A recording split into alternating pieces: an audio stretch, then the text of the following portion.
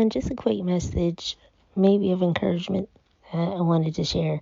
Got it a couple days ago, and I had to give a community health lecture 2 weeks ago, I think, and I was feeling really proud of myself because I'd underpacked. Little did I know I didn't pack my shoes. The night before, it was pouring rain. I sloshed through the village and managed to find a pair of shoes that I could relatively afford to match the outfit. Long story short, I ended up not even getting to put the shoes on, and after my travels were done, I came home and I said, "Hey, Mom, let's roll to the store. I need to take the shoes back right now."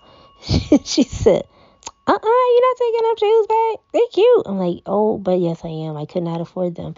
I bought them under duress because I had no other shoes to wear. I didn't intend on going shopping at all." And, she's like, "No, you keep them. Those are nice shoes. You found them in unusual circumstances. You found your size, which is rare. And they're gorgeous. You keep them." I said, "I can't afford them. It wasn't my time to buy them."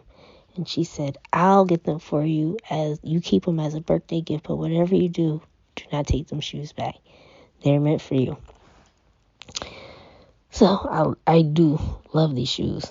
I wanted a different birthday gift, but I'm happy I got them.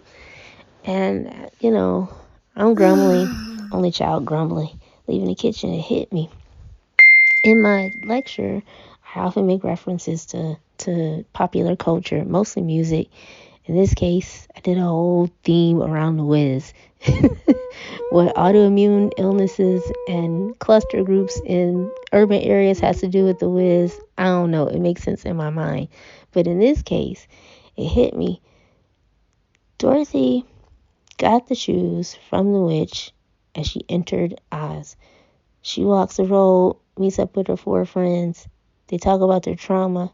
They solve their trauma. And then she has to leave them behind to go forward. But when she makes it back to 135th Street or whatever street she lived on in Harlem, Dorothy has on no shoes. Maybe not in the movie version, but she keeps the shoes. And it hit me that the tools that we acquire in our pathway towards improvement, ascension, elevation, evolution, whatever you want to call it, some of them are really rudimentary. We grab them because we have an immediate need. We grab them because we're trying to figure things out. Some stuff we piece together with spit, duct tape, and a prayer, trying to make things happen because we're in an unfamiliar space. We're in a wilderness space, or in this case, we're in Oz. Nothing looks real. Everything is like janky.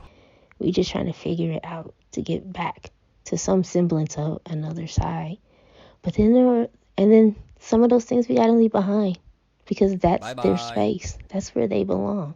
They don't belong in where we're going. But once in a while, you acquire something that you had no intentions of gathering. You had thought you could not afford to maintain or keep, or you might even felt it was yours. Those were somebody else's, meant for them, that they had the power to wield, to use properly, that I just kind of wore to get me through these things. But after a while, you wear them and they become yours, and you take them into your space, and then you've learned to weave your own magic into those things that you've acquired in those wilderness spaces.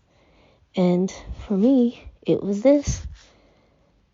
As I was navigating ideas and emotions and transitions, I was able to pick up this gift of, well, not pick it up, but readopt this gift of storytelling. That's how I ended up on Swell.